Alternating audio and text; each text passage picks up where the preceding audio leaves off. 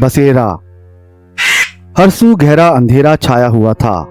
सन्नाटा ऐसा कि पुरसुकून हवा भी शोर मचाती महसूस हो रही थी। वक्त की गिरहें किसी हसीना के रेशमी बालों की तरह खुद ब खुद खुलती जाती थीं। आधी से ज्यादा रात गुजर चुकी थी। वह अचानक उड़ान भरता अंधेरे की चादर चीरता नमूदार हुआ और बहुत आहिस्तगी से छत की दीवार पर उतर गया। इधर वो छत पर उतरा, उधर छत के नीचे गहरी नींद सोती सारा खौफजदा होकर जाग उठी। कमरे में तारीकी का राज था। हाथ को हाथ सुजाई ना देता था। सारा ने घबरा कर अपने दाएं जानिब हाथ बढ़ाया। उसके हाथ ने किसी के वजूद को महसूस किया। वो बेइख्तियार उस वजूद से लिपट गई और गहरे गहरे सांस लेने लगी। क्या हुआ? उस वजूद में हरकत हुई। लाइट जलाओ, सारा ने सरगोशी की।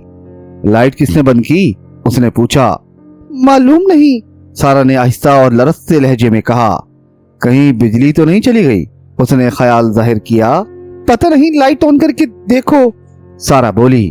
उसने उठकर लाइट ऑन की तो 0 वॉट का नीलगो बल्ब फौरन जल उठा। कमरे में नीली रोशनी फैल गई। बल्ब जलते ही सारा उठकर बैठ गई और अजीब नजरों से उसे देखने लगी। सारा की नजरों में जाने ऐसी क्या बात थी कि एक लम्हे को उसका दिल लरज उठा।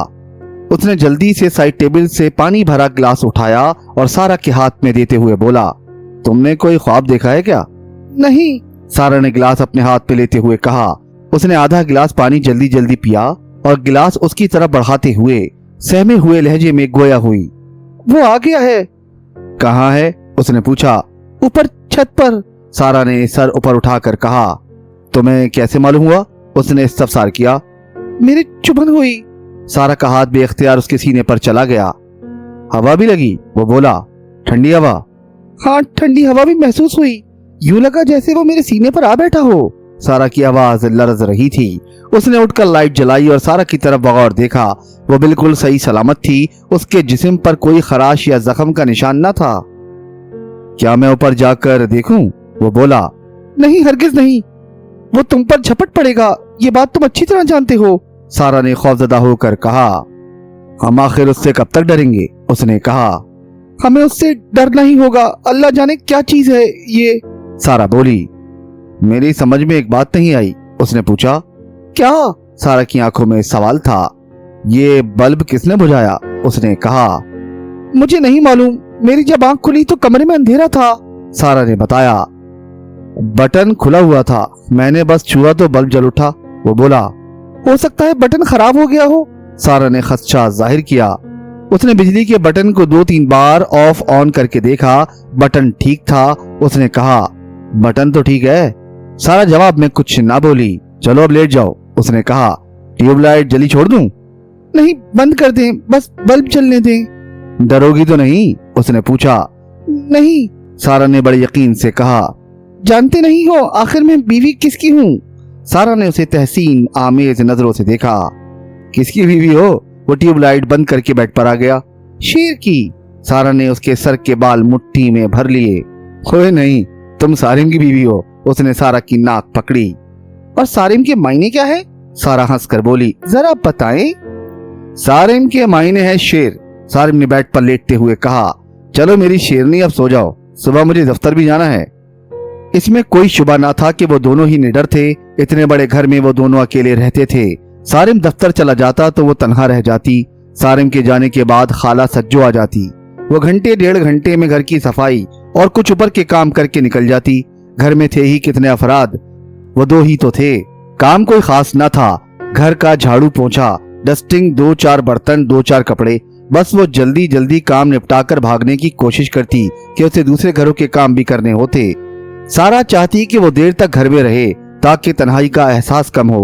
वो काम खत्म होने के बाद उसे बातों में लगाने की कोशिश करती। खाला सज्जो के पास कुछ वक्त होता तो वो ठहर जाती और उसके पास बैठकर इधर उधर की सुनाने लगती। ये बातें ज्यादातर उसके मरहूम शौहर और अपनी बेटी से मुताल्लिक होती। वो उसके इलाके की सबसे पुरानी मासी थी।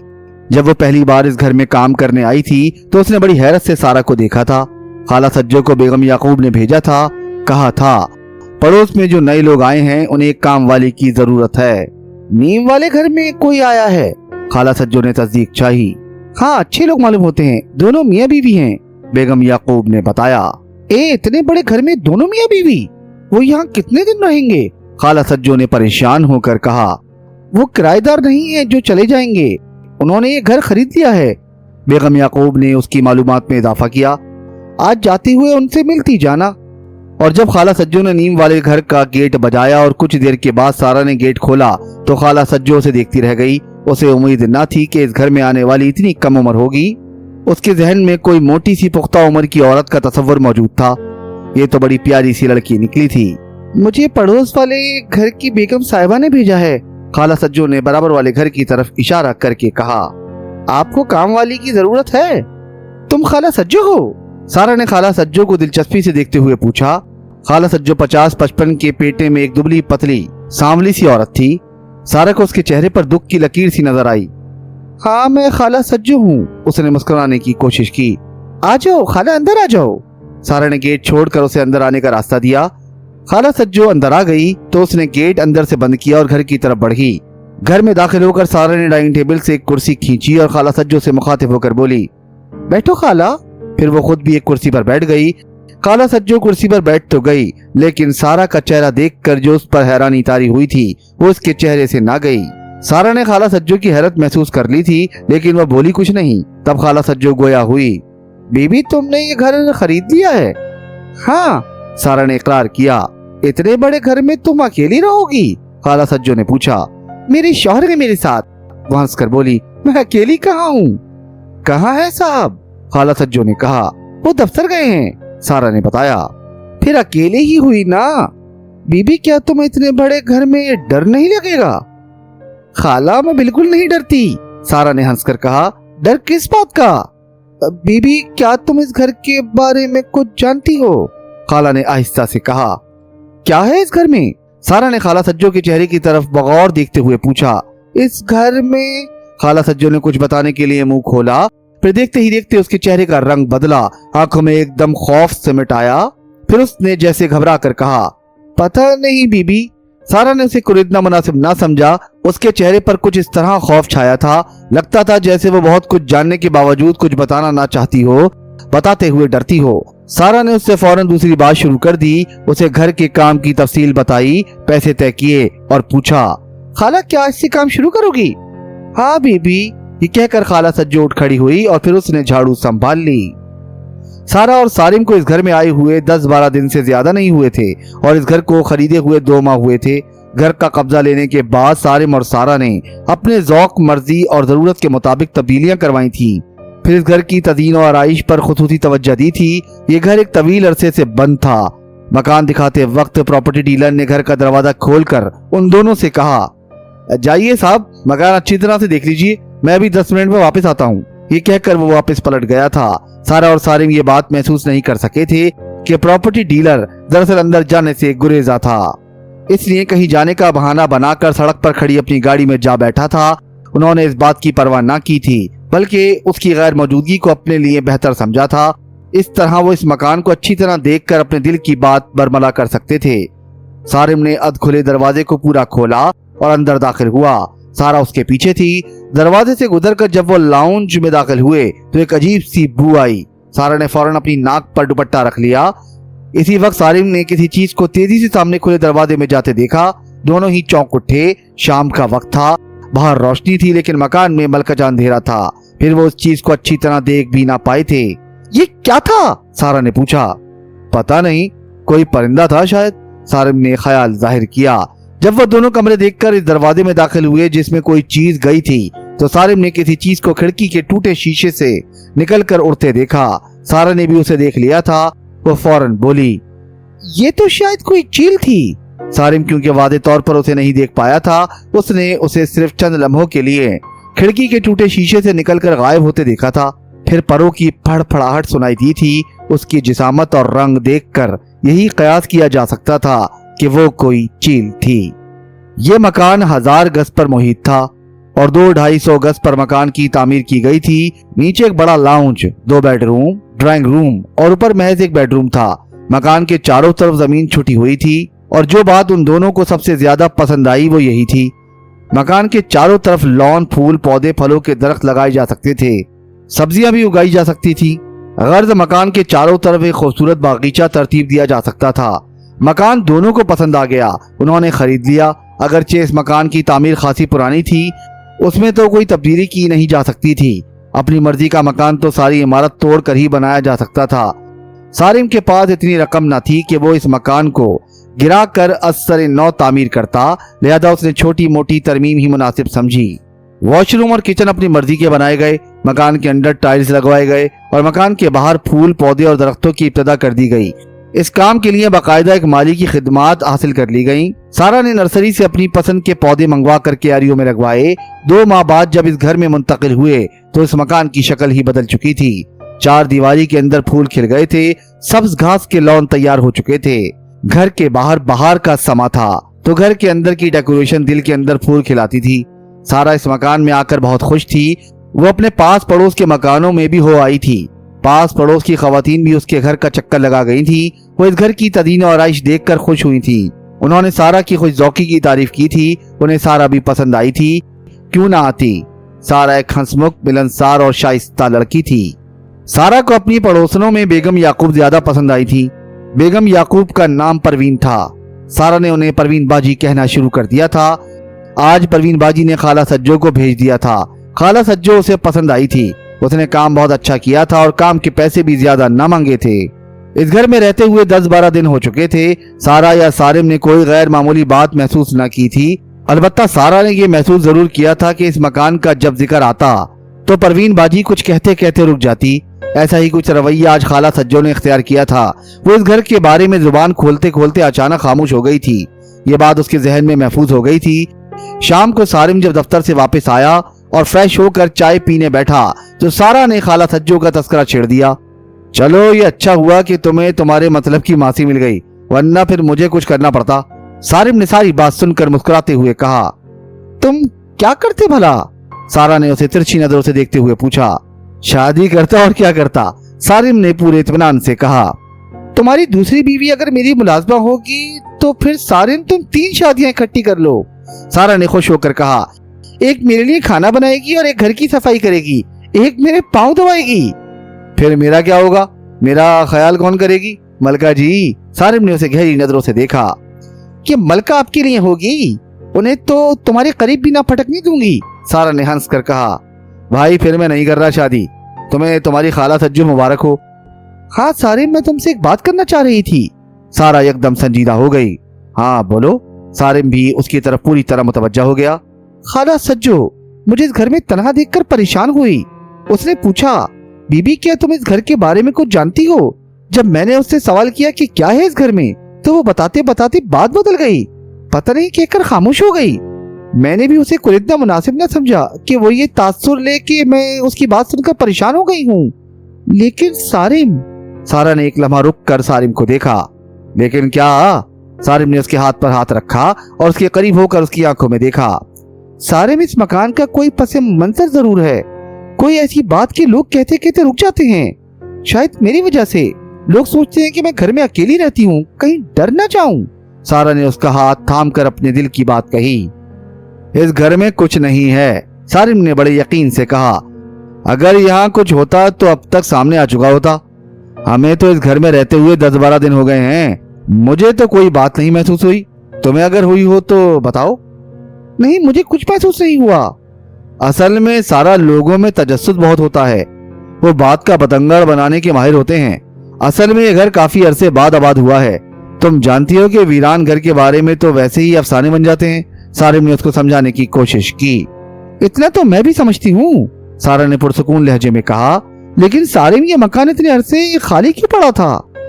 इस मकान का एक मालिक कनाडा में आबाद है। उसे वहां गए हुए 10-12 साल हो गए हैं। उसने वहीं शादी कर ली है। अब पाकिस्तान आने का उसका कोई इरादा नहीं। कनाडा जाते हुए वो इस मकान की चाबी अपने प्रॉपर्टी डीलर दोस्त को दे गया था कि वो इस मकान को किराए पर उठा दे। बेचना वो चाहता नहीं था। उसका ख्याल था कि अगर कनाडा में उसका दिल ना लगा तो वो वापस इस मकान में आ जाएगा। मालिक मकान तो वहां जाकर सेट हो गया, लेकिन यह मकान किराए पर न उठ सका। सारिम एक लम्हे के लिए रुका। क्यों? सारा ने पुरतजस्सुस लहजे में पूछा। चलो बताए देता हूँ, सारिम ने मुस्कुराकर कहा। लेकिन मेरी बात सुनकर यह मत समझना कि मैंने इस मकान से मुताल्लिक हकाइक तुमसे छुपाए हैं। दरअसल प्रॉपर्टी डीलर ने तो हर मुमकिन तौर पर इस मकान के बारे में अंधेरे में रखने की कोशिश की थी, लेकिन उसने इस मकान की जो कीमत बताई उसने मुझे चौंकने पर मजबूर कर दिया। इस मकान की कीमत इस वक्त कम से कम 30 लाख है, जबकि उसने ये मकान महज 10 लाख में दिया है। मुझे शुबा हुआ कि कहीं प्रॉपर्टी डीलर मेरे साथ कोई फ्रॉड ना कर रहा हो सकता है कागजात जाली हों। जब मैंने प्रॉपर्टी डीलर से अपने शुबे का इजहार किया और मकान खरीदने का इरादा मुलतवी करने के बारे में बताया तो उसके चेहरे का रंग बदल गया। वो पार्टी हाथ से निकलते देखकर एकदम परेशान हो गया। उसकी परेशानी देखकर मेरा शुबा यकीन में बदल गया कि इस मकान के कागजात जरूर जाली हैं। उसने यकीन दिलाने की भरपूर कोशिश की। उसने कहा कि वो कागजात दुरुस्त होने की तस्दीक हर तरह से कराने के लिए तैयार है, साथ ही वो कनाडा में मुकीम मालिक मकान से भी बात करा देगा। मैंने कागजात की तस्दीक के लिए जब्बार नासिर को लगाया। वो क्राइम रिपोर्टर है, वसी ताल्लुकात रखता है। उसने चंद दिनों में कागजात के असल होने की तस्दीक कर दी, लेकिन परेशान वो भी था कि 30 लाख की प्रॉपर्टी वो 10 लाख में क्यों दे रहा है। जब हम दोनों ने प्रॉपर्टी डीलर से संजीदगी से इस मौजू पर बात की और धमकी दी कि अगर उसने मकान इस कदर सस्ता फरोख्त करने की वजह ना बताई तो हम इस मकान को हरगिज नहीं खरीदेंगे। जवाब में उसने कहा कि सर मैं हर बात सच बता दूंगा, लेकिन आपको मुझसे वादा करना होगा कि आप सौदा कैंसिल नहीं करेंगे। मैंने ये जाने बगैर कि सस्ते सौदे के पीछे कहानी क्या है उससे वादा कर लिया कि मैं ये मकान नहीं छोड़ूंगा। मेरी यकीन दहानी पर उसने गहरा सांस लिया और फिर यूं गोया हुआ, सर जी आप जिन भूत से तो नहीं डरते? नहीं यार, मैं इस किस्म की चीज से नहीं डरता, मैं खुद आधा जिन हूं, मैंने हंसकर उसे बताया। मेरी बात सुनकर जैसे उसे हौसला हुआ, हर बात सच बताने के लिए फौरन ही राजी हो गया। उसने बताया, सर इस घर में किसी किस्म का असर है। इस बात का अंदाजा शुरू में मुझे खुद भी ना हुआ। जब 2 किराएदार एक एक माह रहकर मकान छोड़ गए तो मैं खटका। किसी किराएदार ने मकान छोड़ने की कोई खास वजह ना बताई, बस यूं ही छोड़कर चले गए। इसके बाद जो किराएदार आए वो 1 हफ्ता भी इस मकान में ना रह पाए। इसके बाद यूं हुआ कि किराएदार मकान देखता, पसंद करता, मुआहदा करता और चाबी ले जाता, लेकिन 2-4 दिन बाद ही वो मुआहदा कैंसिल करवाता और चाबी मेरे हवाले करके कुछ इस उजलत से जाता कि पीछे पलट कर भी देखना गवारा ना करता। मैं उससे पूछता ही रह जाता कि साहब क्या हुआ, कोई परेशानी है तो बताएं। जवाब में वो कहता, नहीं जी कोई परेशानी नहीं, बस दूसरी जगह हमें इससे बेहतर मकान मिल गया है। इस तरह 10-15 या मुमकिन है इससे भी ज्यादा किराएदार इस मकान में रहने के इरादे से आए, लेकिन रह ना सके। मजे की बात यह है कि किसी किराएदार ने मकान छोड़ने की कोई ऐसी वजह नहीं बताई जिससे ये शुबा होता कि इस घर में कोई असर वगैरह है। जब एक तवील अरसे तक मेरी कोशिश के बावजूद कोई किराएदार इस मकान में सेट ना हो सका तो मैंने अपने दोस्त को सारी सूरत हाल बताई। इस असना में वो कनाडा में रिहाइश पक्की कर चुका था, उसकी वापसी का अब कोई और इम्कान न था। उसने कहा कि मकान बेच दो। मैंने फौरन ही उस मकान को बेचने का इश्तिहार लगा दिया। टेलीफोन पर 2-1 इंक्वायरी आई और बस। फिर मैंने तवातिर से हर संडे को मुख्तलिफ अखबारों में इश्तिहार लगवाया, लेकिन कोई फायदा ना हुआ। पार्टी टेलीफोन पर ही बात करके चुप साध देती। मकान देखने की ख्वाहिश के बावजूद पार्टी टाइम देकर गायब हो जाती। कोई 1 साल के बाद एक पार्टी ऐसी आई जिसने मकान देखा, पसंद किया और 5,000 रुपए बतौर टोकन मनी अदा किया और कागजात तैयार करने को कहा, लेकिन 1 हफ्ते के बाद ही उसका फोन आ गया कि वो मकान नहीं खरीदना चाहता। मैंने उससे वजह पूछी। उसने कहा कि मेरी बीवी ये मकान खरीदने पर राजी नहीं। मैंने उसे बताया कि क्योंकि वो सौदा कैंसिल कर रहा है इसलिए टोकन मनी वापस ना होगा।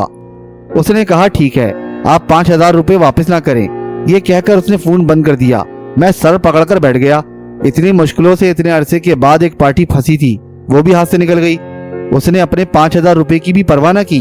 अब मेरा शुबा यकीन में बदल गया। इस मकान में जरूर कोई गड़बड़ है, लेकिन क्या गड़बड़ है ये कोई बताने को तैयार न था। दूसरा ग्राहक 2 साल के बाद आया। उसने अपनी फैमिली के साथ मकान देखा। मकान सबको पसंद आया। वो बहुत जल्दी में था। 1 हफ्ते के अंदर अंदर वो इस मकान का कब्जा चाहता था। मैं बहुत खुश हुआ। मैंने कहा कि आज रकम दे दें, आज ही चाबी ले लें। 2-4 दिन में मैं कागजात मुकम्मल करवा के आपके हवाले कर दूंगा। उसने 2 दिन बाद सारी रकम अदा करने का वादा किया। मैंने ये सोचकर 2 दिन बाद तो ये सारी रकम अदा कर देगा, उससे कोई एडवांस भी ना लिया। नतीजा ये हुआ कि वो 2 दिन तो क्या 2 महीने तक रकम लेकर ना आया। मैं उसके बताए हुए फोन नंबर पर बात करता तो वहां से जवाब मिलता, इस घर में इस नाम का कोई शख्स नहीं रहता और ना हमने किसी मकान का सौदा किया है। मेरा दोस्त कनाडा से मुझे फोन करता रहता था। मैंने उसे सारा माजरा सुनाया तो उसने कहा, अब अगर कोई पार्टी आए तो हर कीमत पर इस मकान को फरोख्त कर देना। 2 साल मजीद गुजर गए, फिर आप आए। میں نے طے کر لیا تھا کہ آپ کو ہاتھ سے نہ نکلنے دوں گا، لہذا میں نے 30 لاکھ کے مکان کی قیمت صرف 10 لاکھ بتائی۔ اس قیمت نے آپ کو شبے میں ڈال دیا۔ آپ نے سوچا میں آپ کے ساتھ فراڈ کر رہا ہوں۔ آپ کے دوست نے ہر طرح سے تصدیق کی، یہ بات ثابت ہو گئی کہ مکان کے کاغذات جعلی نہیں ہیں۔ سودا طے ہو گیا، لیکن یہ بات آپ کے دل سے نہ نکل سکی کہ میں نے یہ مکان اتنا سستا کیوں بیچ دیا۔ اب تو میں نے ساری بات صاف صاف آپ کو بتا دی ہے، اب تو آپ کو کوئی پریشانی نہیں۔ پراپرٹی ڈیلر نے اپنی بات مکمل کر کے مجھے تصدیق کے طلب نظروں سے دیکھا۔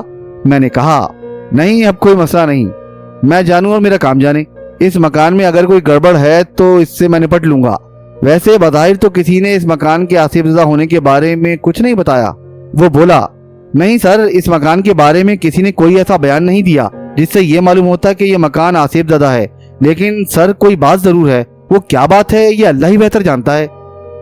بس سارا، میں نے اللہ کا نام لے کر یہ مکان خرید لیا۔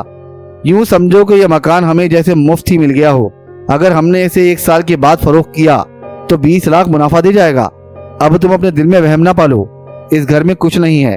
اگر یہ مکان نہیں بکا یا اس مکان میں کوئی کرایہ دار نہیں رہ سکا تو یہ ایک اتفاق بھی ہو سکتا ہے۔ اس گھر میں رہتے ہوئے ہمیں 10-12 دن ہو گئے ہیں، مجھے تو کچھ محسوس نہیں ہوا۔ اگر تم نے کچھ دیکھا ہو تو بتاؤ۔ نہیں، مجھے بھی کچھ محسوس نہیں ہوا، بس آج خالہ سچو کی بات سے ضرور شبہ پیدا ہوا، سو تمہیں بتا دیا، سارا نے سنجیدگی سے کہا۔ یار یہ ماسی کہیں تمہیں بہکا نہ دے، سارم نے شبہ ظاہر کیا۔ وہ فکر مند تھا۔ نہیں سارم، بہکنے والوں میں سے میں نہیں ہوں، سارا نے یقین کے لہجے میں کہا۔ میرا یقین بڑا پختہ ہے، اگر اس گھر میں کوئی ایسی چیز ہے بھی تو میں اس سے ڈرنے والی نہیں۔ سن لیا؟ سارم نے چھت کی طرف دیکھتے ہوئے زور سے کہا۔ بھائی میری بیوی تمہاری جیسی چیزوں سے ڈرنے والی نہیں ہے، سن لیا نا؟ اور میں تو خیر سے ہوں ہی شیر۔ اسی وقت یوں محسوس ہوا جیسے کسی نے قہقہ لگایا ہو۔ دونوں ہی نے اس قہقے کو محسوس کیا، صرف محسوس لیکن سنا نہیں۔ یہ کون ہنسا؟ سارم نے سارا کی طرف حیرت سے دیکھا۔ پتہ نہیں، سارا نے کہا۔ اس کا مطلب ہے کہ ہنسی کی آواز میرا وہم نہیں، جو میں نے محسوس کیا وہ تم نے بھی محسوس کیا۔ سارم نے تصدیق چاہی۔ ہاں کوئی ہنسا ہے، یہ احساس تو ہوا، لیکن قہقہے کی آواز نہیں سنائی دی، سارا بولی۔ تم ٹھیک کہہ رہی ہو، یہ بے آواز قہقہا تھا جسے ہمارے کانوں نے نہیں دل نے سنا۔ یہ کیا بات ہوئی بھلا؟ سارا الجھن کا شکار ہو گئی۔ اب یہ تو مجھے بھی، سارم بولتے بولتے چپ ہو گیا، پھر اس نے آہستہ سے کہا، کچھ سنا تم نے؟ کوئی ہنس رہا ہے، مسلسل زور زور سے قہقہے لگا رہا ہے، یہ کوئی مردانہ آواز ہے اور بڑی کرخت ہے، جیسے کوئی شیطان ہنس رہا ہو۔ شیطان؟ یہ تم کیا کہہ رہے ہو؟ سارا فکر مند ہو کر بولی۔ مجھے تو کچھ سنائی نہیں دے رہا۔ اب وہ چپ ہو گیا ہے۔ سارا ہمارے آس پاس کوئی ہے ضرور، سارم پراسرار لہجے میں بولا۔ میرے پاس تم ہو اور میں تمہارے پاس ہوں، تیسرا ہمارے درمیان کوئی نہیں۔ اور یہ قہقہے؟ سارم نے پوچھا۔ تمہارے کان بج رہے ہیں، سارا نے یقین سے کہا، کیونکہ اس کرخت قہقہے کی آواز اس نے نہیں سنی تھی۔ لیکن ابھی تو تم نے تائید کی تھی، سارم بولا۔ ہاں اس وقت میں نے محسوس کیا تھا، کیا پتا سڑک پر کسی نے قہقہہ لگایا ہو سکتا ہے ایسا ہی ہو، تم یقیناً ٹھیک کہہ رہی ہو، سارم نے جیسے خود کو تسلی دینے کی کوشش کی۔ ارے دفع کرو، کوئی ہنستا ہے تو ہنسا کرے، تم یہ بتاؤ کیا کھاؤ گے؟ سارے نے بات کو نیا رخ دیا۔ کیا پکاؤں؟ چلو باہر چلتے ہیں، رات کا کھانا کہیں باہر کھائیں گے، سارم نے پیشکش کی۔ اوکے، سارا نے خوش ہو کر کہا اور پھر فوراً ہی تیاری میں مصروف ہو گئی۔ رات کو 11:30 بجے وہ شکم سیر ہو کر گھر واپس لوٹے۔ سارم نے گاڑی اندر کھڑی کر کے باہر گیٹ بند کیا، اتنے میں سارا نے گھر کھول دیا۔ وہ دونوں آگے پیچھے گھر کے اندر داخل ہوئے۔ سارا کو دروازہ کھولتے ہی اپنے چہرے پر سرد ہوا کا جھونکا محسوس ہوا۔ اس نے آگے بڑھ کر لاؤنج کی لائٹ جلائی اور سارم کو پیچھے مڑ کر دیکھا۔ سارم نے گھر میں داخل ہو کر لاؤنج کا دروازہ بند کیا اور پھر وہیں کھڑا رہ گیا۔ دونوں کی نظریں ملی، جو بات سارا نے محسوس کی تھی وہ سارم نے بھی محسوس کر لی تھی۔ گھر کافی ٹھنڈا ہو رہا ہے، سارا نے کہا۔ ہاں باہر کے مقابلے میں کافی ٹھنڈا ہے، جبکہ باہر گرمی ہے۔ کہیں تم نے ایئر کنڈیشن کھلا تو نہیں چھوڑ دیا؟ سارا نے اپنا خدشہ ظاہر کیا۔ نہیں، اے سی میں نے خود بند کیا ہے، وہ کھلا ہوا نہیں ہو سکتا۔ بیڈ روم کا دروازہ کھلا ہوا تھا۔ سارم اندر داخل ہوا تو ٹھنڈ کا احساس مزید بڑھا۔ ایک لمحے کو اسے احساس ہوا کہ واقعی اس سے غلطی ہو گئی ہے اور وہ ایئر کنڈیشنر بند کرنا بھول گیا تھا، لیکن ایسا نہ تھا۔ جب آگے بڑھ کر اس نے ایئر کنڈیشنر پر نظر ڈالی تو وہ بند تھا फिर सारिम ने घर की खिड़कियों के तमाम पर्दे हटाकर चेक किए। कोई खिड़की खुली ना थी, लेकिन अगर किसी कमरे की खिड़की खुली भी होती तो बाहर से अंदर ठंड आने का सवाल ही पैदा ना होता, क्योंकि बाहर गर्मी थी। बाहर से गर्मी तो आ सकती थी, लेकिन ठंड नहीं। गर्मियों का आगाज हो गया था। खैर से कराची के मौसम का कोई एतबार नहीं। यहाँ का मौसम महबूब की तरह रंग बदलने में माहिर है, चंद घंटों में तब्दील हो जाता है। दोपहर को गर्मी है तो शाम को फजा अबर आलूद, रात को खुनकी है तो सुबह तेज धूप। सर्दियों के मौसम में सर्दी नहीं, बारिश के मौसम में बारिशें नहीं। कराची का अपना मौसम कोई नहीं। कोयटा में अगर बर्फबारी हो गई तो वहाँ की ठंडी हवाएं सीधी कराची का रुख करती हैं। खैर इस वक्त सारिम के घर में जो सर्दी थी उसका ताल्लुक बाहर के मौसम से न था। बाहर का मौसम गर्म था, हब्स सा था, हवा बंद थी, लेकिन अंदर खासी ठंड थी। और ये ठंड धीरे धीरे बढ़ती जा रही थी। ये ठंड उनके बड़े बेडरूम में जिसमें एयर कंडीशनर लगा हुआ था ज्यादा थी। सारिम ने एयर कंडीशनर को अच्छी तरह चेक कर लिया था। उसने अपने हाथ और चेहरा बिल्कुल करीब करके चेक किया था। एयर कंडीशनर से हवा आ रही होगी तो पता चल जाएगा, भला बंद एयर कंडीशनर से भी कभी ठंडी हवा आई है? अलबत्ता ये जरूर हो सकता है कि एयर कंडीशनर चल रहा हो और इससे ठंडी हवा के बजाय गर्म हवा आ रही हो। जल्दी जल्दी उन्होंने कपड़े तब्दील किए। कपड़े तब्दील करते हुए उन्हें यह एहसास हुआ जैसे वो सर्दियों के मौसम में खुली छत पर खड़े हों। सर्दी कहाँ से आ रही थी ये नहीं मालूम हो रहा था। एहतियातन सारिम ने जीने के ऊपर नीचे के दरवाजे भी चेक कर लिए थे, वो दोनों बंद थे। फिर सारा ने घर के तमाम दरवाजे बंद कर दिए और वो ड्राइंग रूम में आ गए। सर्दी यहाँ भी थी, लेकिन उनके बेडरूम के मुकाबले में निस्बतन कम थी। यार कॉफी बनाओ, सारिम ने कहा, कुछ तो जिस्म में गरमाई आए। हाँ मैं भी यही सोच रही थी, अभी बनाकर लाती हूँ। ये कहकर वो ड्राइंग रूम से निकल गई और पीछे दरवाजा खुला छोड़ गई। उसे ड्राइंग रूम से गए हुए अभी चंद ही लम्हे हुए थे कि वो दौड़ती हुई अंदर दाखिल हुई। सारिम वो